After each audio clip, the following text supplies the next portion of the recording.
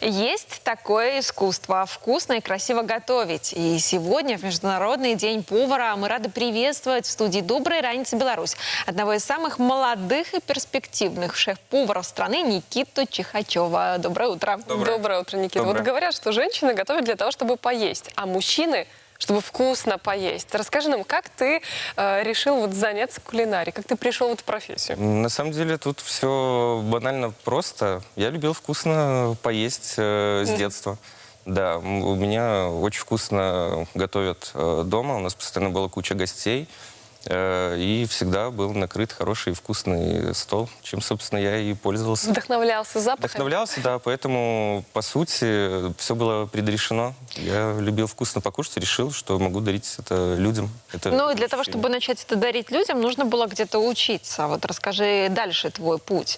Где учился? Я бы сказал, что теоретическое такое образование я получил здесь у нас в Беларуси. Я окончил Минский государственный торговый колледж, затем окончил университет продовольствия. То есть, что касается теории. Практические же какие-то знания я получал за рубежом.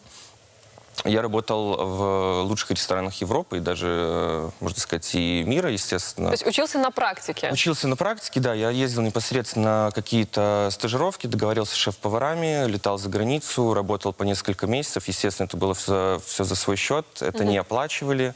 То есть никакую зарплату я не получал, я работал по сути, За опыт? За опыт и за еду. То есть там только кормили, там был сумасшедший график, мы работали по 18 часов, по 6 дней в неделю. Да, ну, я очень, на самом деле, благодарен этому потрясающему опыту, потому что рестораны действительно очень крутые, они все входят в топ-50 мира, они со звездами Мишлен.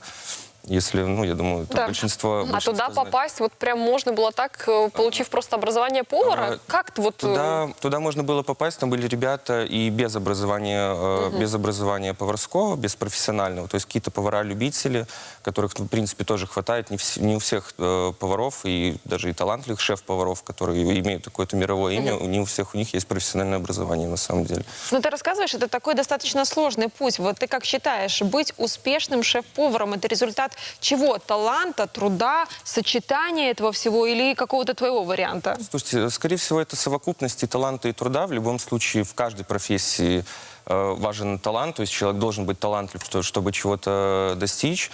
Но, наверное, в профессии все-таки повара, наверное, труд – это вот наиболее важная какая-то составляющая, потому что действительно работа очень тяжелая, это работа на ногах, это работа иногда в не совсем комфортных условиях, то есть это кухня, там жарко, там можно обжечься, там все кричат, там много людей. А еще и скорость. Еще важна скорость подачи, еще есть, естественно, шеф-повар, который стоит сверху и чего-то постоянно требует. То есть, ну, действительно, это сложно. То есть, ну, и ребята работают там по 14-16 часов на ногах, они приезжают с утра, чтобы сделать какие-то заготовки.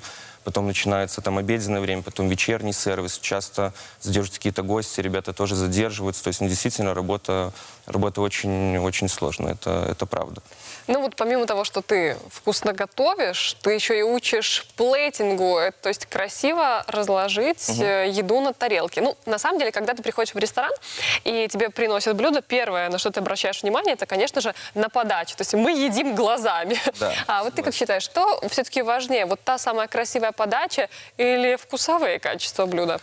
Я считаю, что тут тоже важна совокупность. Да, правильно сказали, что в первую очередь гость ест глазами, но если блюдо будет недоработанное по вкусу, ну, он не закажет его второй раз, скорее всего, расстроится. Понятно, что мы живем в такое время социальных сетей, когда подача... Когда подача, это очень важно. Нужно же сфотографировать, выложить. Это замечательная реклама и для заведения, то есть то, что гость фотографирует, посмотрите, там, как подают какой-то десерт. Но даже если там его вынесут, не знаю, с дымом, там, с огнем, чем-то еще, ну, будет недоработанный по вкусу, ну, это на самом деле не очень хорошо. Поэтому некоторым, ну, иногда мои коллеги этим грешат, что вот оно вроде красиво и классно выглядит, но оно действительно невкусное, оно недоработанное. То есть в первую очередь надо работать сначала над вкусом, довести блюдо до вкуса, а затем уже работать над какой-то... Креативной подачей. Вот, кстати, давайте о вкусах и поговорим. Белорусы, ты же наверняка уже, у тебя есть какой-то срез того, что любят наши соотечественники, ты же работаешь у нас в стране. Мы кто? Мы больше мясоеды или рыбу любим, например?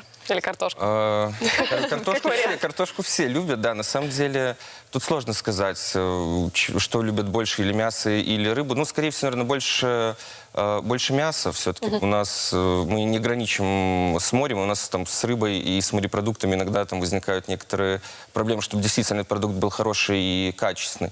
А все-таки мясные хозяйства у нас достаточно хорошо развиты, и у нас наше белорусское мясо, я считаю, что оно действительно неплохое и вкусное. Сейчас появляются какие-то фермеры, которые пытаются выращивать какую-то мраморную говядину, делать какие-то разные там отруба, что-то там выдерживать эту говядину. То есть, я считаю, что больше это, наверное, по мясу. Белорусы, в принципе, они любят вкусно и сытно покушать. Это факт. Кстати, белорусы гурманы или такие более непритязательные в еде? Слушайте, Вот современные, наверное, нужно с такой оговоркой современные говорить. белорусы. Ну, смотрите, сейчас мы живем в такое время, когда люди уже начинают путешествовать, люди начинают ходить по ресторанам. То есть, сейчас сфера реально очень сильно развивается. Если мы там возьмем лет 10 назад и сейчас, то есть сейчас действительно уже время, когда люди любят ходить в ресторан, они туда ходят, они ездят куда-то за границу, они путешествуют, они все равно ходят в рестораны, и им, в принципе, есть чем сравнить.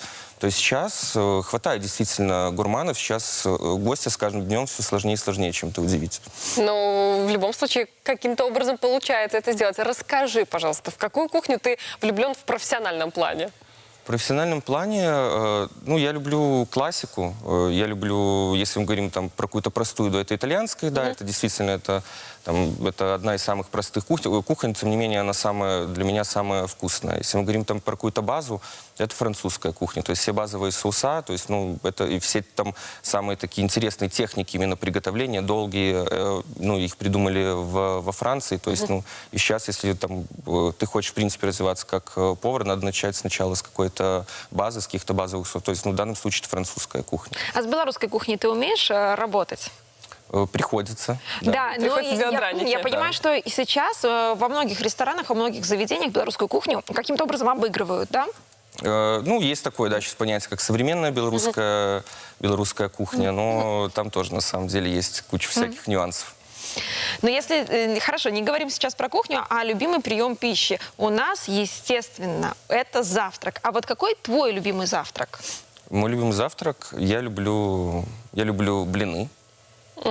И сырники, наверное. И там разные вариации блюд из яиц. Там, не знаю, скрэмбл, пашот, глазунья, без разницы. Вот так вот. Что мне всегда интересно, шеф-повар дома вообще готовит? Он каким-то образом удивляет близких или все остается на работе?